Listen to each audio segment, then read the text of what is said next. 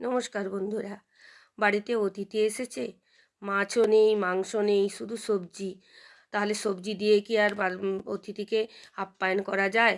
দুটো তিনটে হয়তো ডিম পড়ে আছে, তা সেই জন্য আপনারা কি করবেন, কোনো চিন্তা করবেন না। সেই দুটো তিনটে ডিম দিয়ে কিন্তু সুন্দর একটা অমলেট কারি আপনি বানিয়ে অনায়াসেই অতিথি আপ্যায়ন করতে পারবেন। চলুন দেখে নেওয়া যাক ডিমের কারিটি বা ডিমের অমলেট কারিটি কিভাবে বানাবো। পেঁয়াজ কুচিয়ে নিয়েছি, আর কাঁচা লঙ্কা কুচিয়ে নিয়েছি, আর ডিমগুলোকে রেখেছি। এবার একটি বাটিতে করে আমাদের ডিমগুলোকে ফাটিয়ে নিতে হবে।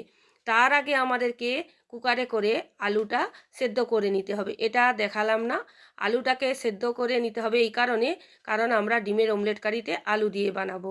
সেই আলু থেকে আমরা দু একটা আলু এর মধ্যে নিয়ে ভালো করে মেখে লবণ দিয়ে ভালো করে ফেটিয়ে নেব। এবার একটি হাতা দিয়ে কড়াতে তেল তাতিয়ে এক হাতা এক হাতা করে আমরা বানিয়ে নেব। আমার এখানে 5 জনের জন্য লাগবে, তাই আমি এখানে 5 জনের জন্য বানাবো। আপনার যদি বেশি লোক থাকে তাহলে একটু হাতায় অল্প করে নিয়ে আপনি বানিয়ে নিতে পারেন। এই রকম করে আমার 5টি বানানো হয়ে গেছে। এইবার মেন রান্নাটা করা যাক। কড়াই দিয়ে দিয়েছি গোটা গরম মশলা। এইবার আমাদের করতে হবে যে মিক্সিতে আমি বেটে নিয়েছি আদা পেঁয়াজ রসুন বাটা, সেটিকে কষে নিতে হবে। এটিকে ভালো করে কষে নিয়ে নুন হলুদ আর লঙ্কা গুঁড়ো একটু অল্প দিয়ে দিচ্ছি মশলাটি ভালো করে কষানোর জন্য। এবার মেন নুনটি দিয়ে দিচ্ছি, কারণ ঝোল যেহেতু হবে সেখানে ঝোলের জন্য নুনটি দিয়েছি।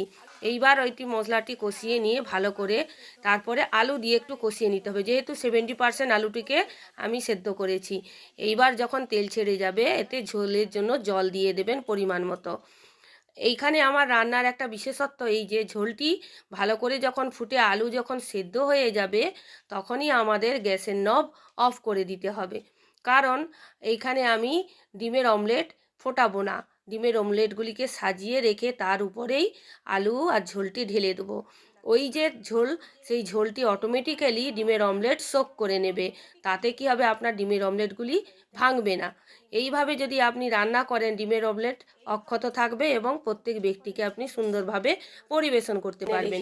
এরপর ধনেপাতা আমি গ্লাসে সাজিয়ে রাখি এইরকম দিয়ে, এরকমভাবে যদি পরিবেশন করেন তাহলে আপনার অতিথি আপ্যায়নও সুন্দরভাবে হবে অন্যান্য সবজির সাথে, আর তারা খেয়েও আপনাকে বলবে যে বাহ, খাও, খুবই সুন্দর একটি রান্না হয়েছে।